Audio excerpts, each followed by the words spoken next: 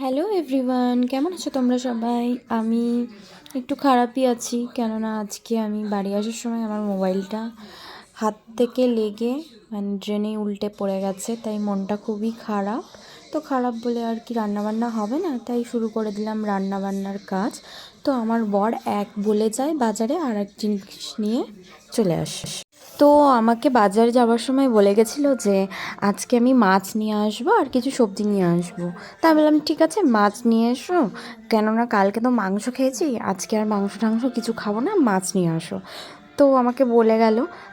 তারপরেই দেখি আমার মেয়ে আর আমার বর দুজনে এক গাড়ি বিনস, গাজর, তারপরে ক্যাপসিকাম, পেঁয়াজ পাতা টাতা নিয়ে হাজির। তা আমার বর বলল যে আজকে একটু আমাকে তোমার মিক্সড রাইস করে দাও। তা ওই জন্য মাংসগুলো একটু কুচি কুচি করেই এনেছিল, যে রাইসের মধ্যেই দিয়ে দেবো আর মাংস করতে হবে না। তাই বললাম রাইস কি ঝোল ছাড়া কি খাওয়া যায়, একটু ওই কুচো কুচো মাংসগুলো দিয়েই নয় একটু কষা কষা করে দেবো আলু দিয়ে, বেশ ভালো লাগবে। তো বললো তাই করো। তো বাড়ি চলে আসলাম, এসে রান্নাবান্নার কাজ শুরু করে দিলাম। যেহেতু প্রত্যেক দিনই আমি দোকানে যাই আর ওখান থেকেই আমার বর বাজার টাজার করে নিয়ে আসে, সেই জন্য বাড়ি ফিরে আমার রান্না বিশাল তাড়াতাড়ি করতে হয়। কেন আমি বাড়ি আসি 12:30 1টা, সেই সময় এসে মেয়েকে স্নান করানো, খাওয়ানো প্লাস রান্না, অনেক কাজ থাকে। তো সব একসাথে করাটাও খুব মুশকিল হয়ে যায়। ওই জন্য বেশি কাজ না করে আগে আমি রান্নার দিকেই চলে আসি। তো এই দেখো আমার সব কিছুই রেডি হয়ে গেছে। আমি এর মধ্যে একটু বিরিয়ানি মশলা অ্যাড করে দিয়েছি। তো বিরিয়ানি মশলাটা দিলে টেস্টটা একদম বদলে যায়। তো আমাদের এখানে আলমবাজারে হপ্তা বাজার বলে একটা জায়গা আছে, তার ভেতরেই এই গুঁড়ো করা বিরিয়ানি মশলাটা বিক্রি হয়।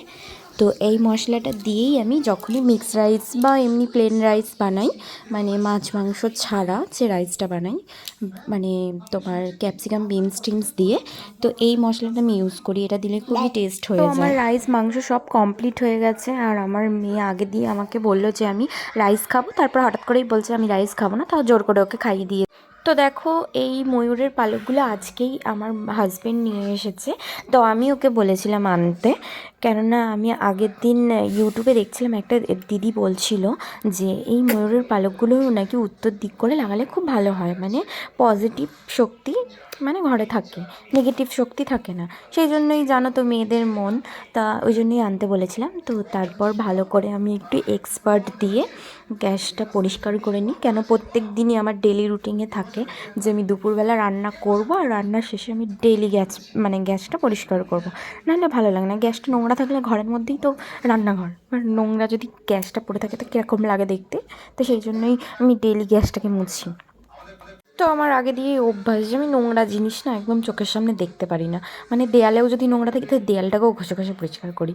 তা দেখো রাত্রিবেলায় মেয়ের জন্য একটু চাল ডাল আর কিছু সবজি দিয়ে একটু খিচুড়ি মতন বসিয়ে দিয়েছি, কেন দুপুরবেলা ও অতটাও ভালো করে খায়নি রাইসটা, সেই জন্য। তো আজকের মিনি ব্লগটা এই পর্যন্তই শেষ করলাম।